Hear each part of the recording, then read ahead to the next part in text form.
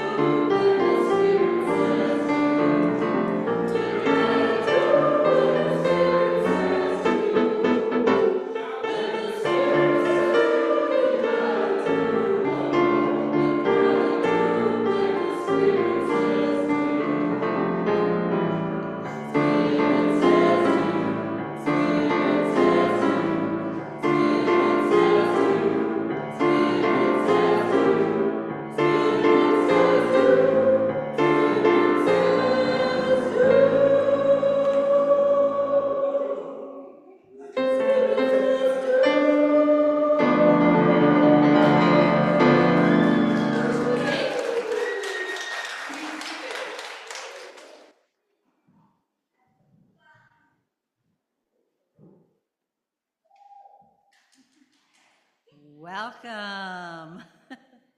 I am not Curtis Smith. You'll see him later on. Welcome to the Second Unitarian Church. I am Marcia Bailey Ashley, a member of the worship support team, and my pronouns are she, her. Today we are in person at the Admiral at the Lake, the 2U Sanctuary, and continuing to meet virtually using Zoom. We ask everyone's indulgence for the complications of a 3-part service. We're glad you are here, whichever way you are attending. If you are in the sanctuary and would benefit from hearing assistance, we have devices available as well as noise-canceling headphones for both adults and children with noise sensitivities.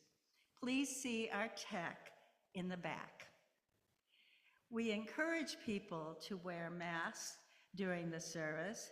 This practice prevents transmission of COVID and helps us to center the needs of those who are most vulnerable. We especially welcome newcomers and visitors this morning. Finding a new community and making new connections can be challenging. Please know that we're excited to have you and look forward to getting to know you. If you're new to us, note that in the Zoom chat or mention it in person during conversation after the service. If you would like, there are blue mugs you can use to signal to others that you would like them to come up and say hello. If you see someone with a blue mug, be sure to say hello. Not sure what to say? The DRUM, D-R-U-U-M-M, Allies group has come up with a question each week to help spark conversation. You can find that on the whiteboard directly to the right when you leave the sanctuary. Additionally, we always need people in the kitchen after coffee hour, and that's a great place to see old friends and make new ones. Our worship today is led by Reverend Jason Lydon and Betty-Jeanne Rueters-Ward. Betty-Jeanne is a longtime UU religious professional, including years of teaching at Star King School for the Ministry. Betty-Jeanne is based in New York, and she and Reverend Jason have been friends for over 25 years. Yeah, that's a long friendship, isn't it? Yes. Jill Offage is serving as worship associate today. Music is provided by Thais Braslavsky and Betty-Jeanne Rueters-Ward. Our time together requires a large group of people who make possible the worship, the music, and the technical production. They are listed in the order of service, and we thank them for their ongoing care of our congregation. I have a few announcements for you this morning. Following service today, we will have our last session of the new member orientation. If you have been considering becoming a member of 2U, you are welcome to join us downstairs in Fleischman Fellowship Hall.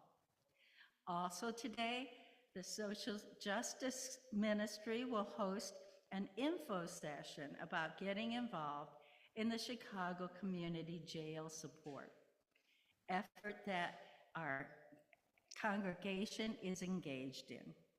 On the first and third Sunday of the month, we are responsible for showing up at Cook County Jail between 6:30 and 9 p.m. to support those being released. Anyone is able to participate, and if you would like to learn more, please join us in the loft after service. Do you work from home? Some members of 2U have been getting together on Wednesdays to work with the church, primarily in the library. We gather from 9 a.m. to 5 p.m. Just bring your laptop, We have internet to use and rooms to break out into if you have a call you need to do. While not necessary, it would be helpful if you let Brandon know that you are coming. On election night, Reverend Jason will host a gathering in the sanctuary to watch the returns.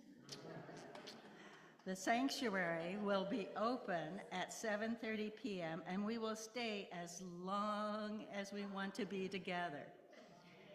It is likely we will not know the final results of the presidential election that night. It can be good to be together with our shared anxieties and hopes. Food will be provided, and you are welcome to bring snacks to share. I want to say a word about greeting your neighbor. It is vital that we do this with the utmost focus on consent and comfortability. This could be a time when you wave hello to someone or simply smile and offer a head nod. You might shake hands, you might bump elbows, you might hug one another.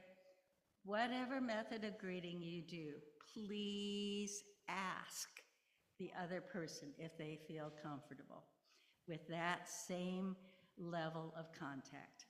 Whether it's COVID risk or body comfortability or simply personal preference, we all have different modes, different needs about our bodies, about how our bodies are in contact with others.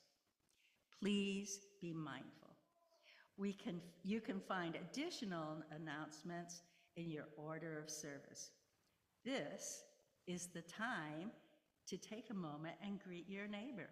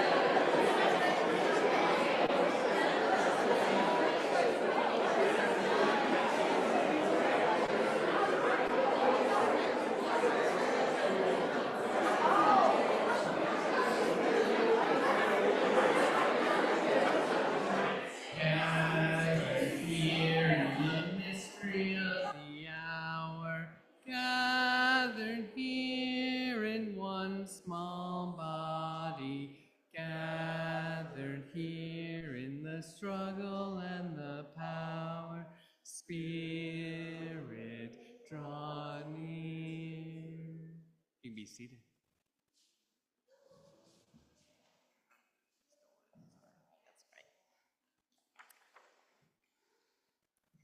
We are a Unitarian Universalist congregation, a community of children, youth, and adults, a people of many beliefs and traditions, bound not by the specific list of things we believe, but the values we share, where we keep love at the center.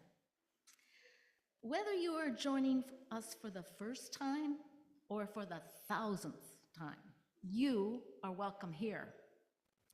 Whether you believe in God some of the time, all of the time, or none of the time, you are welcome here. Whatever your race, whomever you love, whichever way you move in this world, however much money is in your pocket, you are welcome here. I invite you, when you feel ready, take deep breaths. Take a breath in and out. Some people say take 4 seconds to go up, and then let it go, 4 seconds. As the music begins, let us enter into our service together.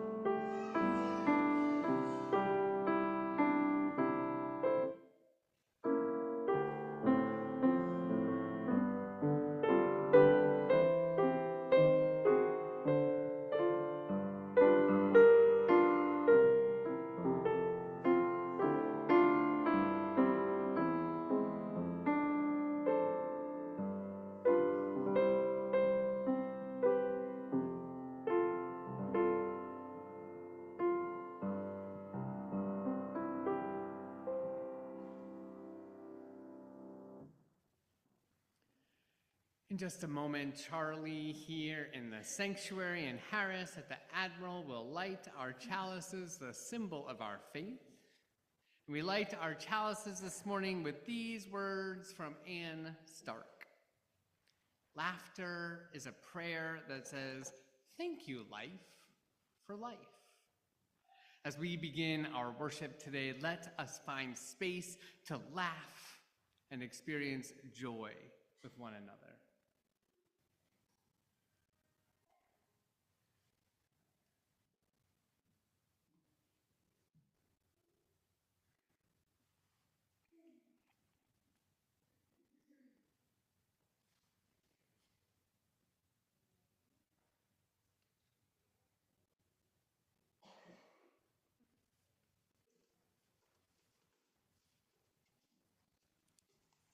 Please rise in body and spirit and join me in reciting our covenant. You'll see it on the screen. We covenant to build a community that challenges us to grow and empowers us to honor the truth within ourselves. We will be generous with our gifts and honest in our communication, holding faithful to a love that embraces both diversity and conflict. Called by our living tradition, we will nurture spirituality within a vision of the eternal, living out our inner convictions through struggles for justice and acts of compassion. Please remain standing for number 123, Spirit of Life.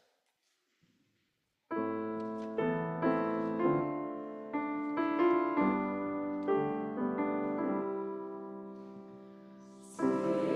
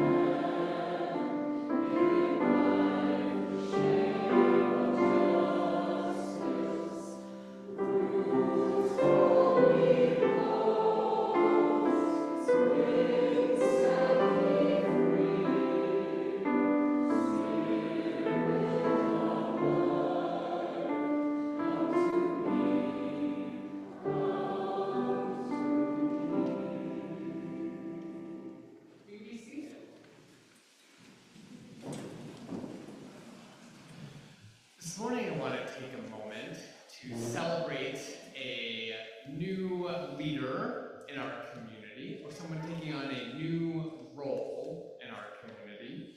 And I want to invite Ryland Rich to come forward. Ryland is taking on the role of catalyst for our congregation. They will be working with the Unitarian Universalist Advocacy Network of Illinois, helping us get a better understanding of the ways that we want to do justice in our congregation. And so I ask you to hold in your heart and send out blessings to Ryland on this ministry in our congregation. And they're just going to give us a quick word about this work.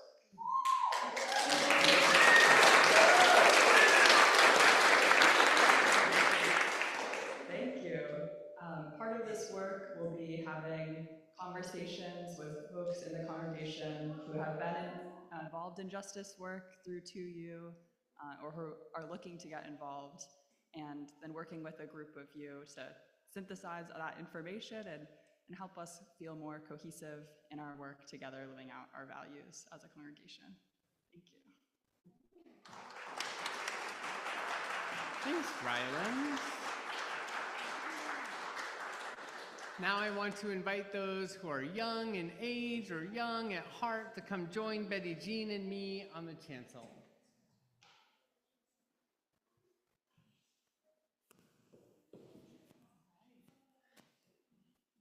Welcome, everyone. Come on up. Oh, we have some bears as well. Awesome. Come on up. I'm so glad to see all of you today, and I'm already having such a wonderful time thanks to some of your laughter and your laughter. So who was it that couldn't believe that I have known Reverend Jason for 25 years, right? Can you believe it, Jason? We can't believe it. So, ooh, here's a risky one. Does anyone want to guess how old we were when we met? 20-something. 20-something. Okay. Well, all right. Not what I was expecting to hear. I like that. So we were teenagers. We were just a little bit older than some of you. I know. So we both, you're 6. I know, my son is 6. And we were maybe more like 16 when we met. And we both grew up in Unitarian Universalist congregations, just like you guys. We actually grew up at different churches, but we had this amazing experience when we were teenagers where young people from all kinds of Unitarian Universalist congregations would get together, and we would do all kinds of amazing things. We would even have weekend-long sleepovers at church. Could you imagine sleeping at this very floor? Lucky. I'll tell you, I have slept on the floor of this church before, but I'll talk more about that later. Jason might not have even known that. So we have all these amazing memories of growing up Unitarian Universalist and how it made us who we are. And I want you all to know a little bit about who Jason is, since I know I have a little bit of a long-term view about who your minister is, and there's a few things I want you to know about him. One is, has anybody ever seen Jason be really serious as a minister? Yeah, right? Maybe leading a sermon or talking about something that's really hard in the world or comforting somebody who's going through a hard time. So Jason has always had that side to him. I remember being kids, being teenagers, and Jason was always ready to be there if somebody was suffering, if somebody was feeling lonely or sad. But here's what I also want you to know. Jason has always had a very silly side. What? I know. It's like, okay, so the tie is a hint, maybe, right? So sometimes he might seem serious, but you're like, he's got a silly tie, though. And you know what? It might be like he's an undercover silly minister sometimes. And maybe, but you know now that ministers, while they be very serious, they can also be very silly. Yeah. The glasses look a little different in the real direction. Yeah, so sometimes we might look silly, we might act silly, but here's what I actually need all of your help. I need your help, especially as kids, but I really need everybody's help. I need you guys to help remind Jason of his silly side, help remind each other of your silly sides, because that's actually some of, I know, you guys are ready for this. This is some of what we adults are going to be talking about how it's really important, especially when life can get really hard. It's so important to laugh, right? Do you guys know any, wait. Jason, this is an idea maybe for you. Do you know any jokes, or do you know if anybody in your congregation knows any jokes? I bet a lot of people here know some jokes, and we are going to start right here because I am wondering who here might know a silly, fun joke. Anybody? Anybody know? Yeah? Okay. Want to tell us? Do you want to tell it into the microphone? You can tell us and I can repeat it if you want. Knock, knock. Who's there? Deja vu who? Knock, knock. Who's there? Deja vu who? We just had some deja vu together. I love it. Every time. Excellent. Knock, knock jokes are so fun. Yes. Why aren't koalas considered bears? I don't know. They don't have the right qualifications. Last joke. Do you want to tell us a joke? Yes, what is it? Knock, knock. Who's there? Cheesehead who? Cheesehead me? Ah, excellent. Well, we are being silly and silly and silly together, talking about laughter and having fun, because among all the things that church is, it is supposed to be fun. So we are going to sing as you all head off to class.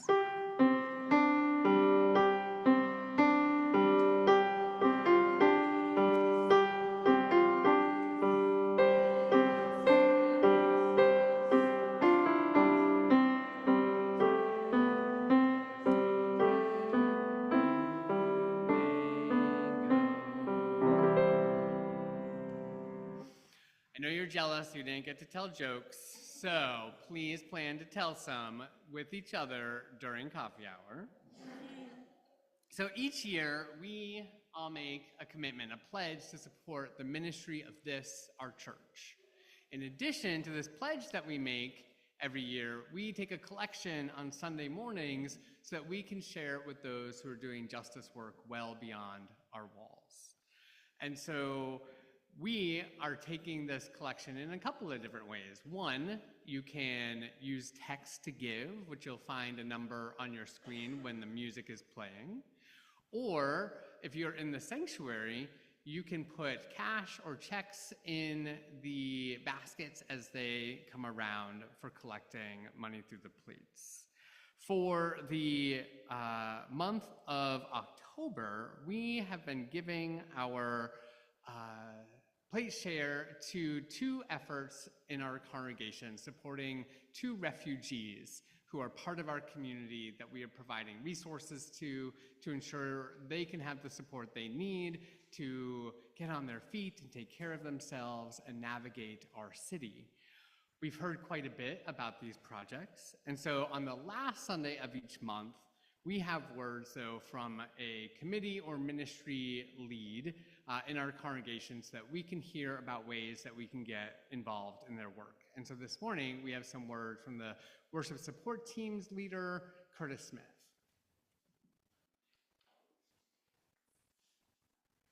Good morning, everyone. My name is Curtis Smith. I use he, him pronouns. I am a member of the worship support team, a committee that works behind the scenes to bring you worship every Sunday and a few other times. Of course, you're familiar with the hard work and talent of the people on stage, like Reverend Jason Lydon's sermons and the careful planning of making the sermons sound right. Carl Kennedy's delightful music, Brittany Morris's tie-in with the youth in the time of all ages, and our many worship associate volunteers, the tech support team, and Brandon Nick's wonderful information about services. However, behind the scenes, begins. The worship support team is a group of volunteers who work with Reverend Jason to support all of our services. We train and recruit worship associates like Jill, who is also a member of the committee. We train and recruit lay presenters and also keep a list of possible guest speakers. When Reverend Jason is not leading the service, we sometimes invite guest speakers to present or encourage our trained lay presenters to develop a topic they would like to share with our community.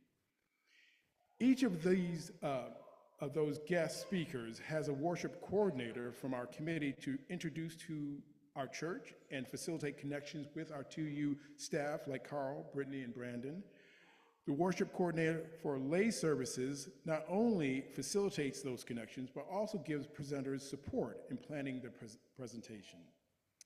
Probably the most important role the committee performs is that they support Reverend Jason in planning the direction 2U will go in the type of services our congregation experiences. Currently, we are looking at the liturgical form of services and making some changes which you are already experiencing, like greeting other attendees at the beginning of service. These changes were prompted by a summer retreat of the committee and key players in 2U's operations. However, we continue to look at the format of services and nothing is set in stone. You too can be involved in the most visible representation of our congregation and its value, our services. Maybe you just want to dip your toe in by being a worship associate. Another training will be offered in January. Maybe you're already a worship associate or a lay presenter and want a larger part in influencing the overall direction of our services and want to join the committee. We welcome fresh ideas and perspectives. Please talk to any of our committee members, Reverend Jason Lydon, Ellen Rocket, Jill Alfage, Jim Simonis, Marsha Ashley, Sarah Byrne, or myself. Thank you.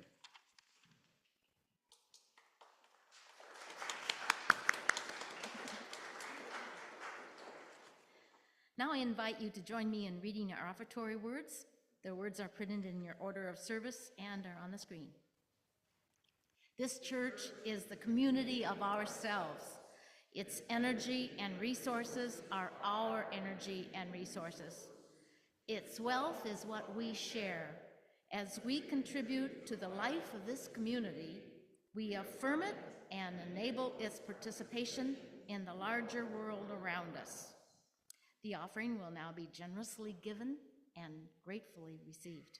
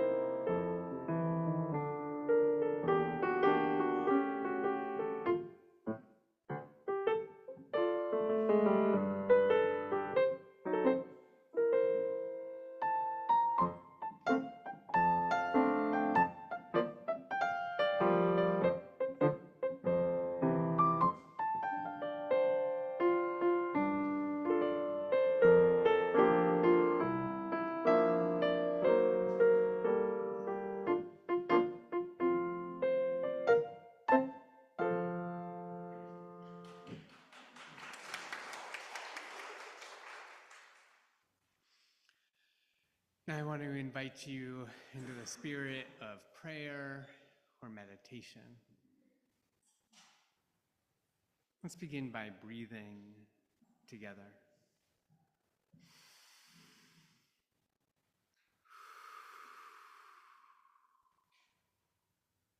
Notice your breath filling up your body, your belly rising and falling. Maybe feel the air coming into your body, reaching all the way down to your toes. Fresh air. Imagine roots coming from your feet, extending all the way down through the floor, through the basement, into our beautiful earth, connecting you to all that exists. Breathe.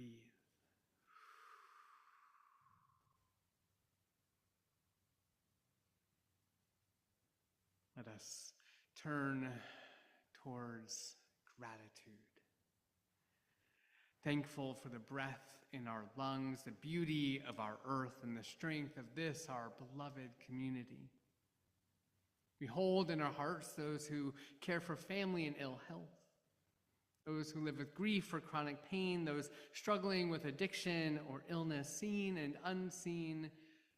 We are with you. For parents and teachers and all those whose primary spiritual practice is caring for children, we are with you. We pray for our neighbors in prison, for those who are struggling to stay afloat in the midst of poverty, for immigrants and refugees who are fleeing and seeking, finding new homes in our city, amongst many. We are with you. We pray for all those living in harm's way. We pray for our planet and commit to work that will lead us away from the harms of climate chaos. As war and genocide rage around our world, we pray that wisdom, compassion, and empathy guide our leaders. May they and we be instruments of a just and lasting peace.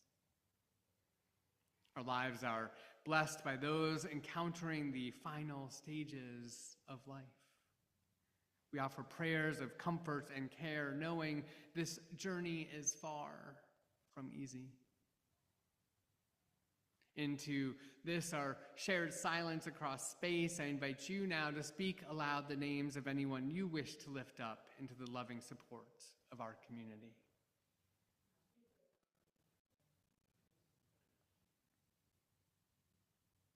With our deepest compassion, let us hold in our hearts those named and unnamed, those remembered and those forgotten. Let it be so.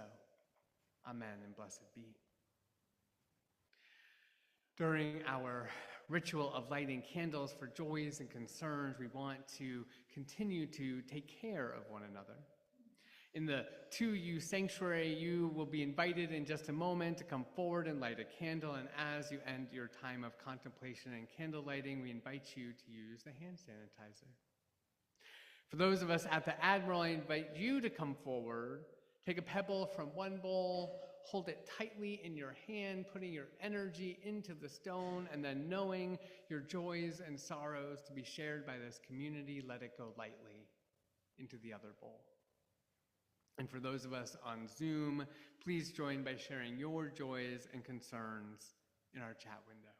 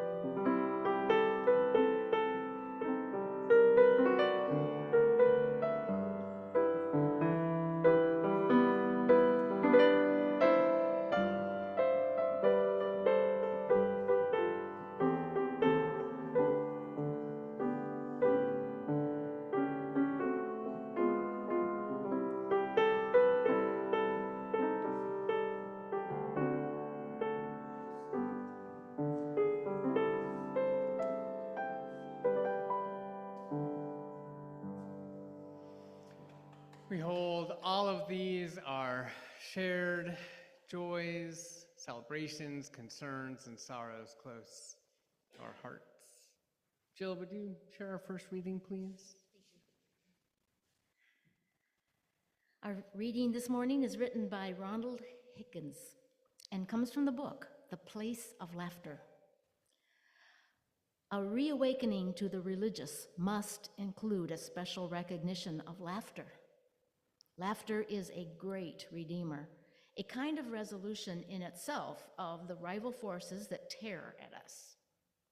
In healthy laughing at ourselves, we abandon false dignity, false pride, and simply accept and enjoy whatever we are. Laughter is realistic and unaggressive, and enables us to laugh lovingly at ourselves and others, just as we are. It is a sign of grace, not the decoration on the cake of spirituality, but a fundamental ingredient, vital to its wholeness. Someone said we should judge a philosopher by the quality of her laughter. We need to joke, to laugh, and to play. Man is homo ludens as well as homo faber, the playing as well as working creature. Play makes its own rules and frames of time outside the serious world of daily life. Play can therefore be seen as a participation in eternity.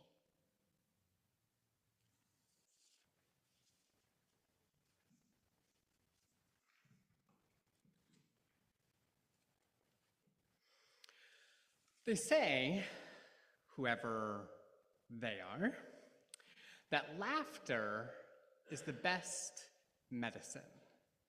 And so one of the times you might discover you need some of this medicine is when things don't go exactly as planned. For instance, when I got to church this morning, I realized that I had forgotten my backpack that had my laptop in it and the things that I needed for service. So I quickly, worry not, I quickly got myself back home. I don't live very far from here, no big deal. Got my laptop, got myself back here, and settled myself in my office. Then I promptly opened my laptop and remembered that while I have a lot of patience, I would like to say, I would like to think I have a lot of patience with people, kind of a willingness to sit there, get through hard things, play together, realize what's going on, and just kind of be patient together. With inanimate objects, on the other hand, no. None. I cannot handle it. I just want them to work exactly as they are intended to, and when they don't, my capacity to embrace patience is gone. And so, of course, this morning when we're talking about laughter and humor, my laptop won't turn on. And so my sermon has disappeared and is not here.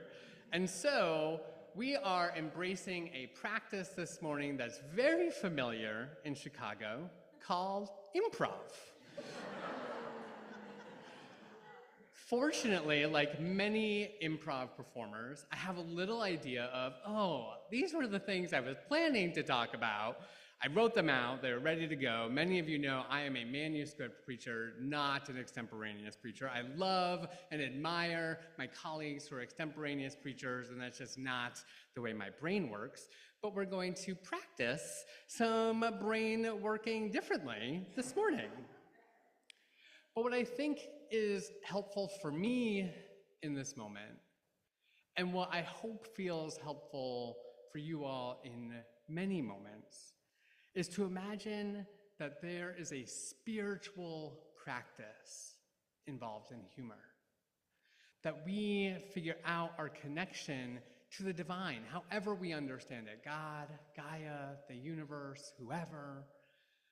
That when we play in this world, realizing that not everything is so serious all the time, that we have the capacity to attend to a very special and important part of our spirits that needs to be connected to one another, that needs to be connected deeply to ourselves. I'm wondering if you can remember the last time you laughed really hard. Your belly, maybe it even ached. Maybe there were tears kind of streaming down your face because we kind of leak when we laugh. For me, it was just a couple of weekends ago. I was camping with some friends in southern Indiana, just outside Bloomington, and we decided that one of the best ways we could spend our time in front of the fire was to play charades. Now, playing charades is one of my favorite things. I have a friend who invented running charades, where you have teams and you run back and forth and try to convince each other what's going on in your charades game, and everyone's competing and trying to win. But this was just a very traditional game of charades, and one of my friends had a word that we were all really struggling to get. So I'm going to demonstrate for you what she was doing for us that we just couldn't understand. Ready? Okay.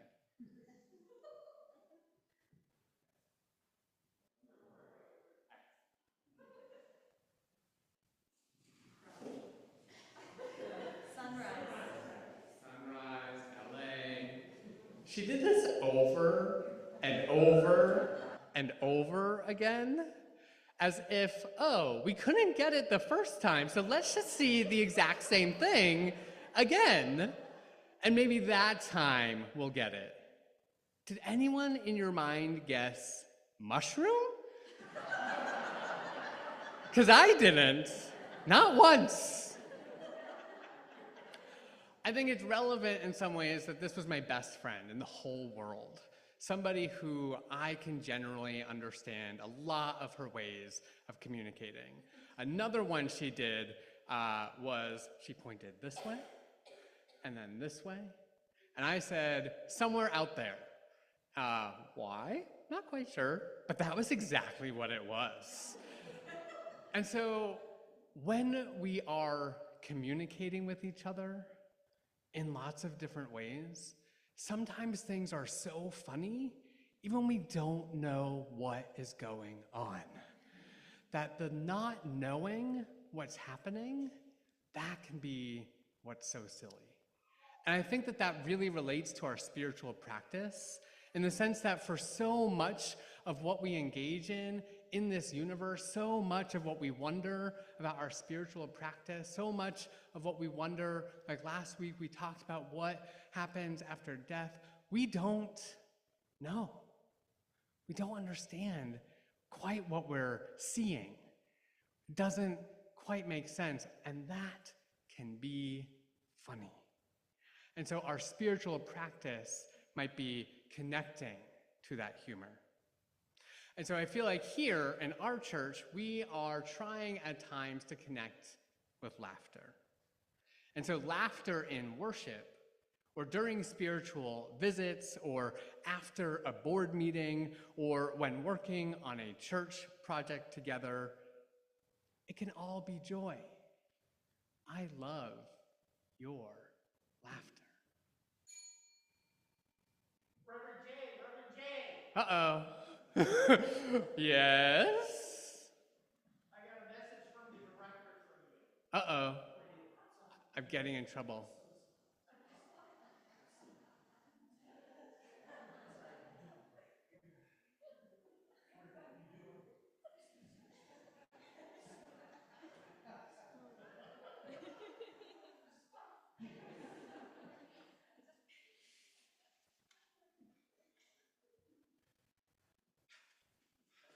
I am so sorry to interrupt the sermon. Wow. It's kind of scary up here. You know how it is making a movie, the directors, the cut, do it again, retake. I got a note from the director for you, Reverend J. Oh, I can't say this.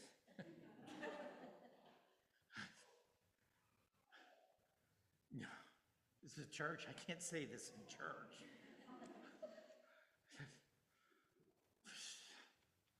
It's my job. I'm so sorry. I like that color. It's just one word. Funnier.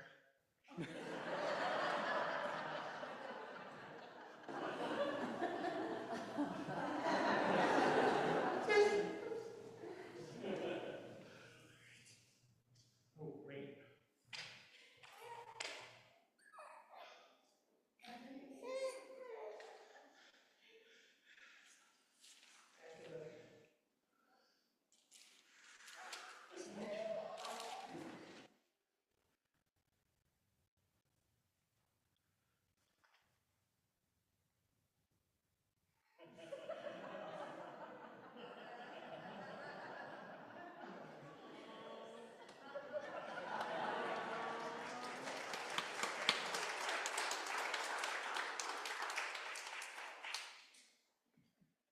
You're doing great. You're perfect.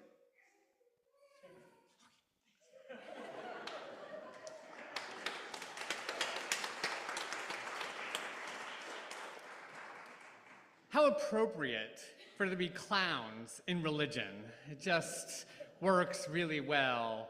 Our faith tradition needs more clowning around. My quick question for all of you, though, do I have to wear this for the rest of the service? Thanks a lot. All right, well, let's keep some of our joy going, because again, church should bring some playfulness. Now, I don't 100% understand how this has come together, but Unitarian Universalists seem to love to apparently worship coffee. And so we have a hymn to the tune of Holy, Holy, Holy, that is instead coffee, coffee, coffee. The last time I heard this, Jonathan Dunmore sang it for us, and it's been quite a while. But this morning, Betty-Jeanne is going to lead us in Coffee, Coffee, Coffee. The words are in your order of service. So I invite you to rise in body or spirit for Coffee, Coffee, Coffee. Holy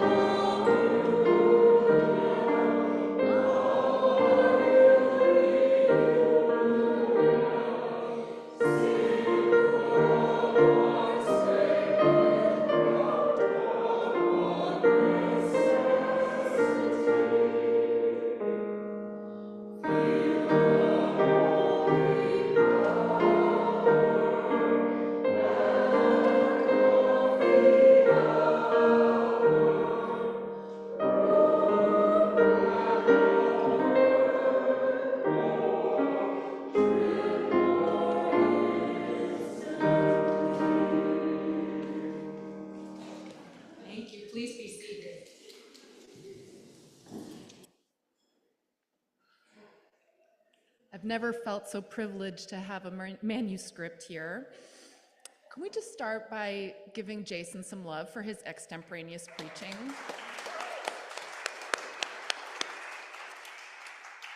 I actually have a memory of growing up in the Unitarian Universalist congregation I did in Arlington, Massachusetts, and I have burned into my memory a memory of a skit that the adults in my congregation did about a worship service gone horribly wrong. And I remember that skit almost better than I remember some of the worship services from my childhood. But I remember, I'll never forget that one of the parts of that skit was that the minister was nowhere to be found. Maybe she was at home dealing with her laptop or something. And then they had her run in her bathrobe and her hair curlers and still like brushing her teeth and making it here. So I love that humor is part of our Unitarian Universalist liturgy. And I love that I'm reminded of that church being here today. Before we get back into humor, I actually just wanted to pause and acknowledge my connections to 2U and how glad I am to be here. Some of you may remember that during Reverend Jason's installation, I had the fortune of preaching during that service, though that happened virtually. And I didn't realize until crafting my sermon and being in Chicago this week that, as I mentioned to your young people, I slept on this very floor 20 years ago. I'm wondering which of you were members of this congregation or were around in 2004?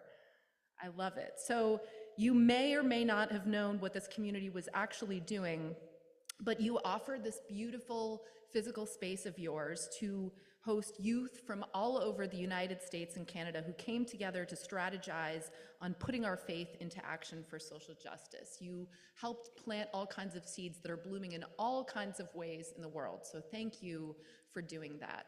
And thank you also for raising the young people in this community as you are. I mentioned that Jason and I both are a product of our Unitarian Universalist upbringing, and all of you are shaping the Unitarian Universalist upbringing of your young people. So thank you in advance for the jokes that you're going to be exchanging with them, for the serious stories, and for everything that you're doing to build this community.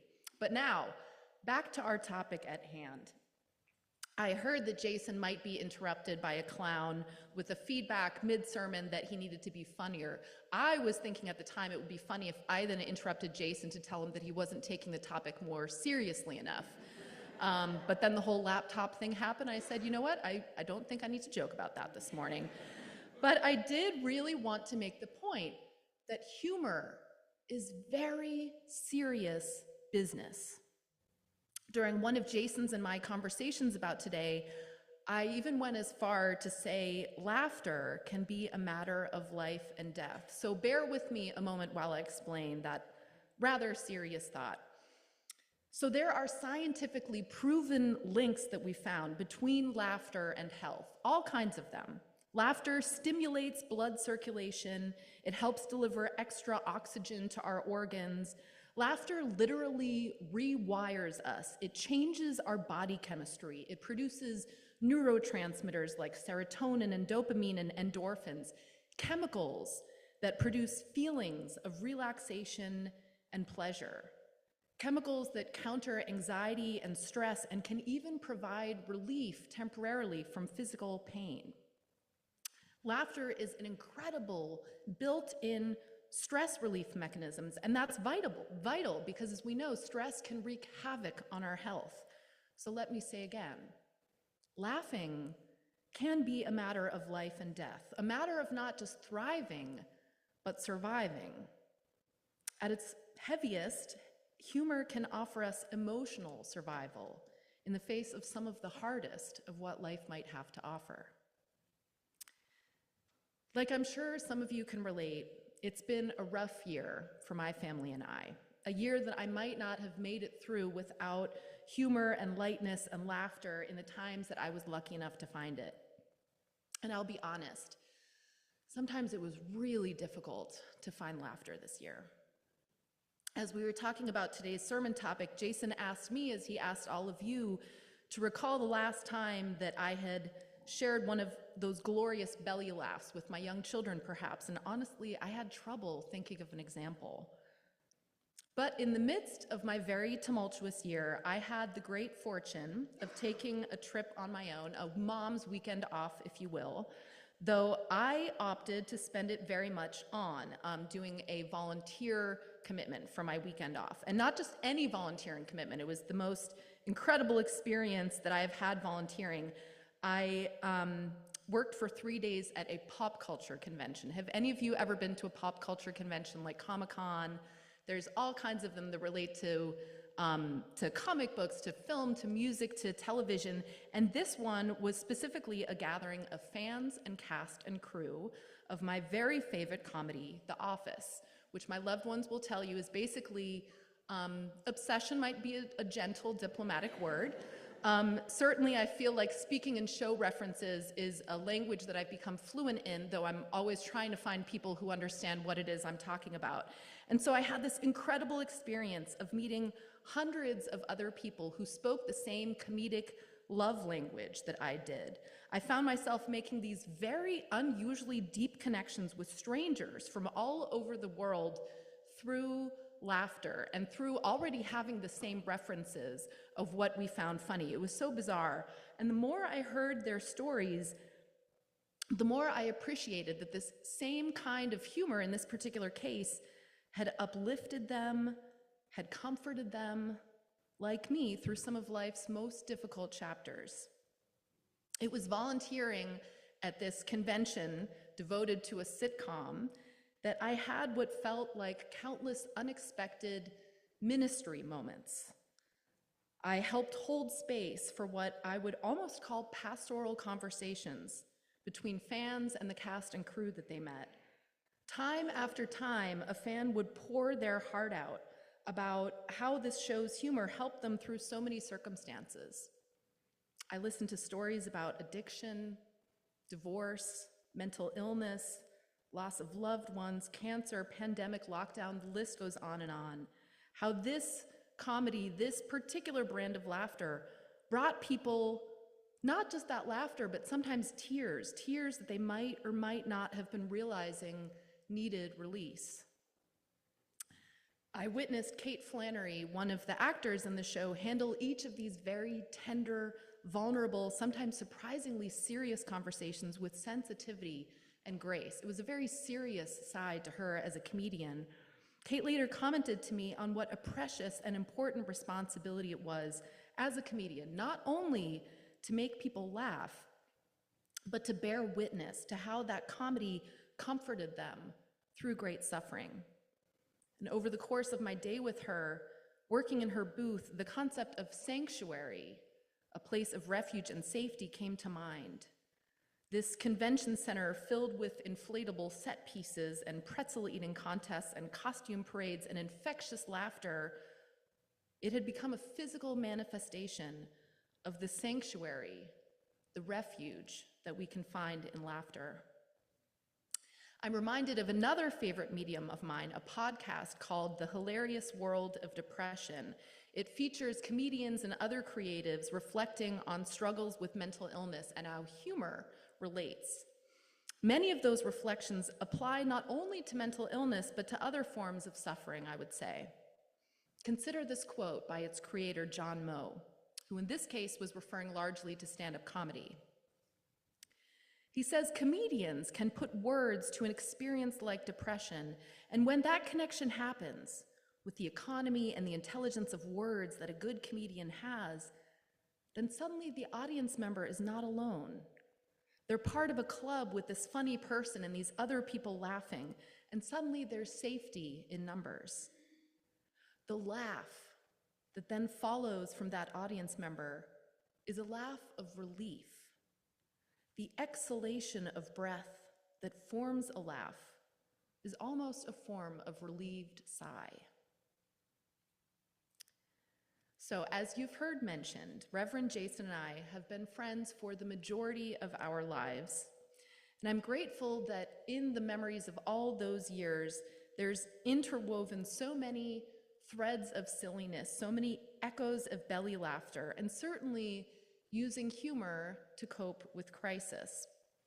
Jason, I actually want you to come up here for a moment and reminisce with me.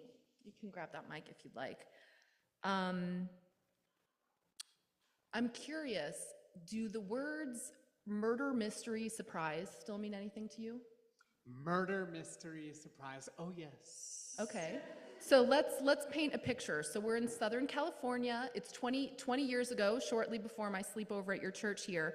We are on staff for the Young Religious Unitarian Universalist youth movements. We have youth from all over the United States and Canada gathered in the hills outside of Los Angeles, and Jason and I are responsible for their safety. As 20-year-olds. As 20-year-olds. It's crazy. So Jason, brainstorm with me. What all went wrong that week?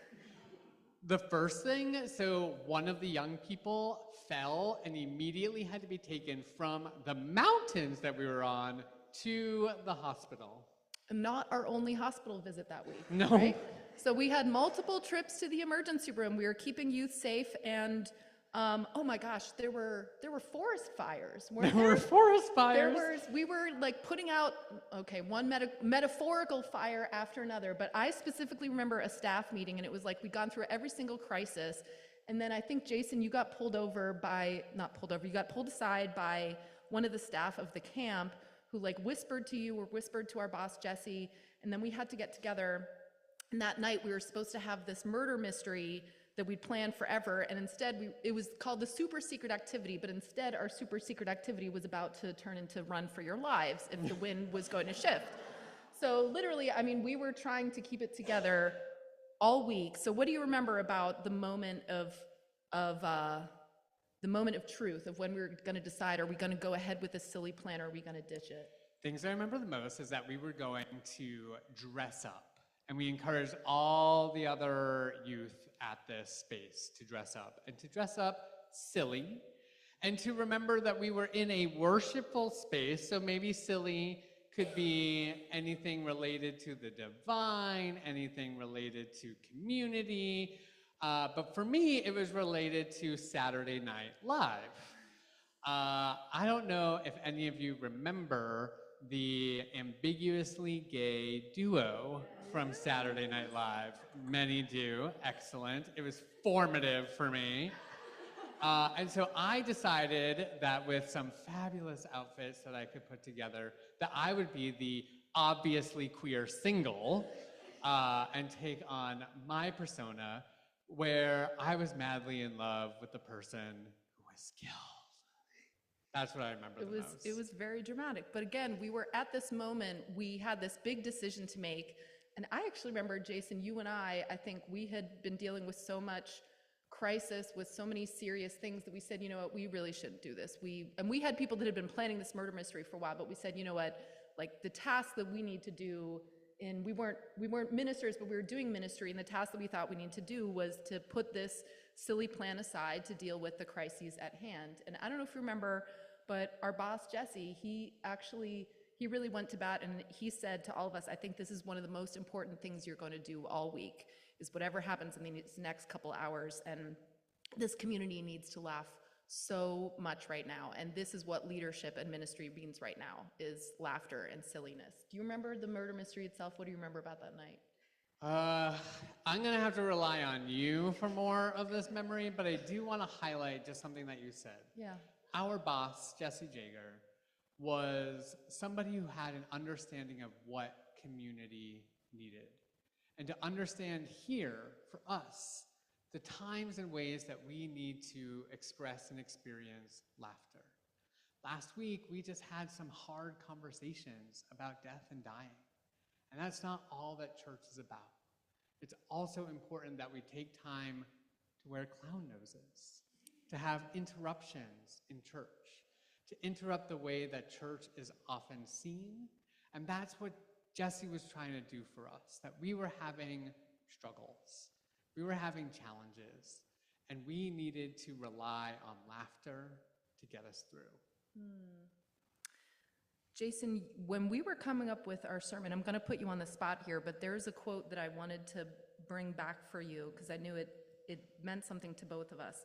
We were looking through quotes about humor, and Jason was struck by this Langston Hughes quote. Like a welcome summer rain, humor may suddenly cleanse and cool the earth, the air, and you. Do you want to say any more about what that means to you? I think that word cleanse gets really tricky for us. That when we hear cleanse in religious context, sometimes it means that we're cleansing ourselves of sin. And that we as Unitarian Universalists don't believe, particularly in original sin, that we don't have to be cleansed from that. But sometimes we need to experience a cleansing of the things that are so hard, that live within us, that we need to be free from. That we need the cleansing of humor, the cleansing of laughter, to get us to a place where we, like this quote says, that we're connected to the earth, that the sun is shining on us, and there's so much possibility beyond just a heartache.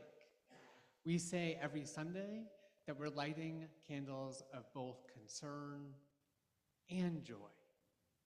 That joy is part of our religious community week after week after week, because it is a necessary part of what makes us people of faith. And not just any people of faith, but I'm actually wondering if there's a way that we could sum up why is humor, or how is humor a Unitarian Universalist endeavor?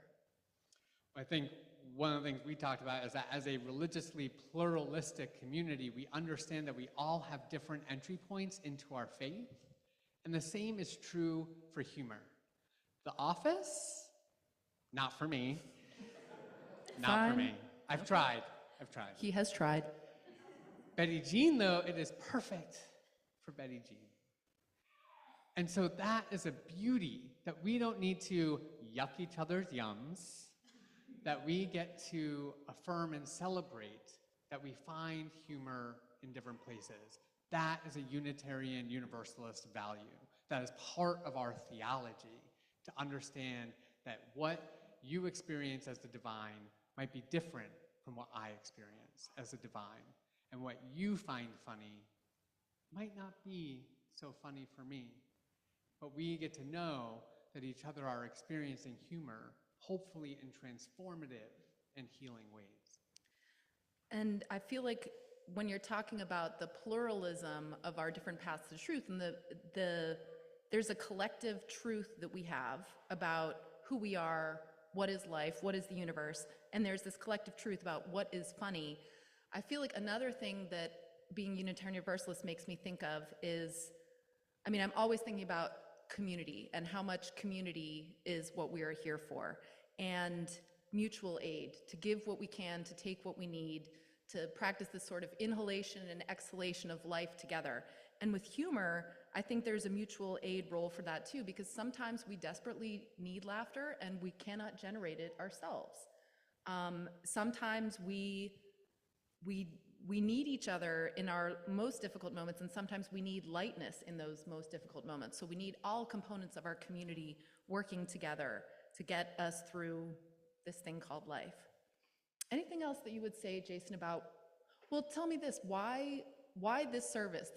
I was so excited to hear from Jason. If Jason had said, hey, Betty-Jeanne, come and let's co-preach together about cleaning toilets, I would have said, awesome, I am there, let's do it. Any topic, I'm there with Jason. But he specifically, you wanted humor. You said a little bit more, but is there anything else you want to say about your sense of humor, of the vision and the wish that I know there is for this whole community to share laughter and lightness and joy together? Anything else you'd want to say? Very briefly, as we should start singing our closing hymn, but we were in Amsterdam together. So I feel like that explains the need for humor and the joy and laughter that happens when traveling around Amsterdam, and thought, let's bring the laughter that's unique to this city to our city, and laugh here in our space, and build an opportunity for us to not just crash our boats into different places, but to laugh with our people.